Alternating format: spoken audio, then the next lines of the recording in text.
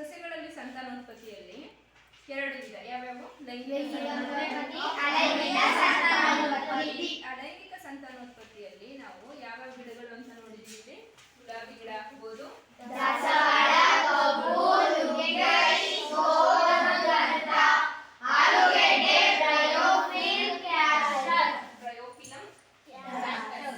ಇದ್ರಲ್ಲಿ ನೋಡಿ ನಾವೇನೇನ್ ಮಾಡ್ಬೋದು?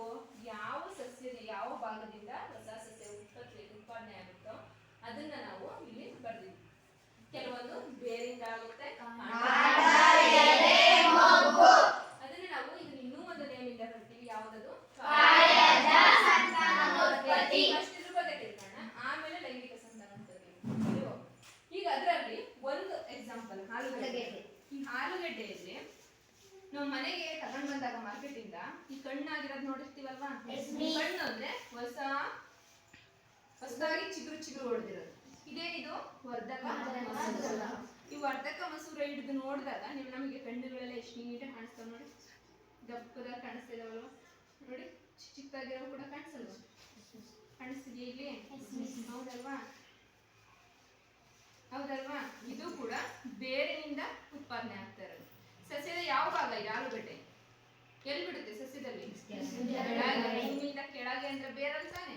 ಈ ಬೇರಿನಿಂದ ಹೊಸ ಗಿಡಗಳು ಹುಟ್ಟುತ್ತಾ ಇದಾವೆ. ಅದಕ್ಕೆ ಇದನ್ನ ಯಾವ ಅಂಡರ್ ತಗೊಂಡಿದೀವಿ? ಏನಾದ್ರೂ ಇಷ್ಟು ಮಾತ್ರ ಕಟ್ ಮಾಡಾಕಿದ್ರೆ ಹೊಸದಾಗಿ ಮತ್ತೆ ಗಿಡ ಬರುತ್ತೆ, ಹೊಸದಾಗಿ ಮತ್ತೆ ಆಲೂಗಡ್ಡೆಗಳು ಬೆಳೆಯುತ್ತೆ. ಇದಕ್ಕೆ ಬೀಜನೇ ಬೇಕು ಅಂತ ಏನು ಇಲ್ಲ. ಬೀಜ ಇಲ್ಲದೆ ಕೂಡ ನಾವು ಈ ಗಿಡಗಳನ್ನ ಬೆಳೆಯಬಹುದು. ಗೊತ್ತಾಯ್ತಾ? ಇದು ನೋಡ್ತೀರಾ ಎಲ್ಲರೂ ಒಂದ್ಸಲ?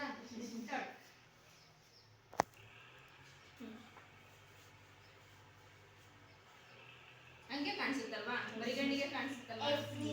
ಮಕ್ಕಳು ಶಾರ್ಪ್ ಇದ್ದಾರೆ, ಅದಕ್ಕೆ ಹಂಗೆ ಕಾಣಿಸುತ್ತೆ. ಇನ್ನು ನೆಕ್ಸ್ಟ್ ನೋಡಿ, ಇನ್ನೊಂದು ಕೊಟ್ಟಿದ್ದಾರೆ ಪುಸ್ತಕದಲ್ಲಿ ಸರಿ.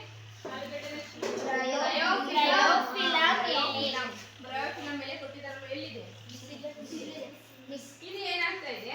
ಈ ಎಲೆಯ ವಿವಿಧ ಭಾಗಗಳಿಂದ ಎಲೆನೇನಾದ್ರೂ ಒಂದು ತೇವಾಂಶ ಇರುವಂತ ನೆಲಕ್ಕೆ ನಾವು ಎಸ್ದಾಗ ಆ ಎಲೆ ಪಕ್ಕದಲ್ಲಿ ಎಲೆಯ ಬದಿಗಳಲ್ಲಿ ಹೊಸ ಗಿಡಗಳು ಬೆಳೀತಾರೆ. ಫಸ್ಟ್ ಮೊಗ್ಗು ತರ ಆಗುತ್ತೆ, ಅದರಿಂದ ಹೊಸ ಗಿಡಗಳು ಬೆಳೆಯುತ್ತೆ. ಇಟ್ಕೊಳ್ಳಿ ಇದನ್ನ ಯಾರಾದ್ರೂ. ಈಗ ನೋಡಿ ಈ ಮಣ್ಣು ಇದೆಲ್ಲ ತೆಗಿತೀವಿ. ಇಲ್ಲಿ ನೋಡಿ, ಇಲ್ಲೊಂದು ಬೇರು, ಹೊಸ ಬೇರುಗಳು ಬಂದಿದ್ದಾವೆ ನೋಡಿ. ನಿಮ್ಗೆ ಕಾಣಿಸ್ತಿದ್ಯಾ? ಮಣ್ಣು ತೆಗಿ. ಅಲ್ಲ ತಂತು ಬೇರು. ನೀರು ಇದ್ರೆ ಹೋಗುತ್ತೆ, ಆದ್ರೆ ನೋಡಿ ಬೇರುಗಳು ಇರೋದ್ರಿಂದ ಮಣ್ಣಿನ ಸವಕಳಿ ಆಗಲ್ಲ. ಎಷ್ಟು ಬಿಗ್ಗಾಗಿ ಇಟ್ಕೊಂಡಿದಾವ ನೋಡ್ರಿ ಮಣ್ಣು. ಎಷ್ಟೊಂದು ಮಣ್ಣನ್ನು ಇಟ್ಕೊಂಡಿರ್ತಾವ. ಅದಕ್ಕೆ ನಾವು ಮನೆ ಸುತ್ತಮುತ್ತ ಏನ್ ಹಾಕ್ಬೇಕು ಹೇಳ್ರಿ? ಯಾವಾಗ್ಲೂ ಗಿಡ ಮರಗಳನ್ನ ಹಾಕ್ಬೇಕು. ಅದರಿಂದ ಶುದ್ಧ ಗಾಳಿನೂ ಸಿಗುತ್ತೆ, ಮಣ್ಣಿನ ಸವಕಳಿನೂ ಆಗಲ್ಲ, ಮುಂದಿನ ಜನರೇಷನ್ಗೆ ಒಳ್ಳೆ ಪರಿಸರನೂ ಇರುತ್ತೆ. ನೋಡಿ ಇಲ್ಲಿ ನೋಡಿ, ಈ ಚಿಕ್ಕ ಗಿಡ ನೋಡಿ ಎಷ್ಟೊಂದು ಬೇರು ಉದ್ದ ಬಿಟ್ಟಿದೆ. ಹೌದಲ್ವಾ?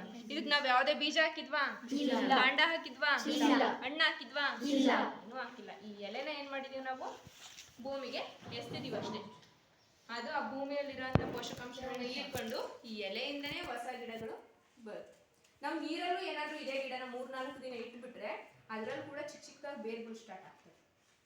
ಹೌದ್ ತಾನೆ? ಮನೇಲಿ ಬೇಕಾದ್ರೆ ಎಲ್ಲರೂ ಒಂದೊಂದು ಗಿಡ ಇಲ್ಲೇನೆ ಎಲೆ ಕಿತ್ಕೊಂಡು ಹೋಗ್ಬೇಕಾದ್ರೆ ಇಟ್ಟು ನೋಡಿ ಅಂತ. ಇಲ್ಲ ಮನೆ ಹತ್ರ ಸಿಕ್ಕರೇನೆ ಬರೀ ನೀರಿಗೆ ಹಾಕಿಟ್ಟು ನೋಡಿ, ಅವಾಗ ಏನಾಗುತ್ತೆ? ಹೊಸ ಗಿಡಗಳು ಬೇರೆ ಬಿಡಕ್ಕೆ ಸ್ಟಾರ್ಟ್ ಆಗುತ್ತೆ. ನಾವು ಇದನ್ನೇ ಇಟ್ಟು ನೋಡೋಣ, ಆಯ್ತಾ? ನೀರಲ್ಲಿ ಇಡೋಣ, ಇದನ್ನ ತೆಗೆದ್ಬಿಟ್ಟು ಮತ್ತೊಂದು ಎಲೆ ಇಟ್ಟು ನೋಡೋಣ.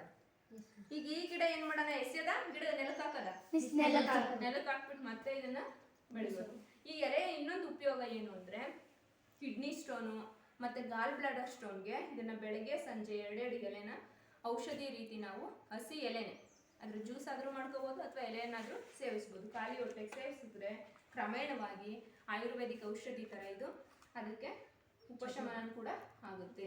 ಸ್ಟೋನ್ಗಳು ಅಥವಾ ಯಾವುದೇ ಒಳಗಡೆ ಇನ್ಫೆಕ್ಷನ್ ಆಗಿದ್ರೆ ಅದನ್ನೆಲ್ಲ ಇದು ಮಾಡ್ಕೊಂಡು ಖಾಲಿ ಹೊಟ್ಟೆಗೆ ಕುಡಿದು ತದನಂತರ ನೀರು ಕುಡಿಬೇಕು. ಒಂದು ಅರ್ಧ ಗಂಟೆ ಬೇರೆ ಏನೋ ತಗೊಂಡಿಲ್ಲ ಅಂತಂದ್ರೆ ಒಳ್ಳೇದು.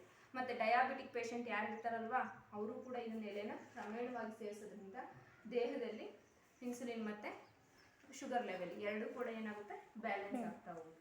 ಇದರಿಂದ ತುಂಬಾ ಉಪಯೋಗ ಇದೆ. ಕನ್ನಡದಲ್ಲಿ ಇದನ್ನ ಕಾಡು ಬಸಳೆ ಅಂತ ಕರೀತಾರೆ, ತೆಲುಗಲ್ಲಿ ಇದನ್ನ ರಣಪಾಲಂ ಅಂತ ಕರೀತಾರೆ, ಇಂಗ್ಲಿಷ್ ಅಲ್ಲಿ ಏನಂತ ಕರೀತೇವೆ? ಬ್ರಯೋಫಿಲಂ ಅಂತ ಹೇಳಿ ಕರೀತಾರೆ.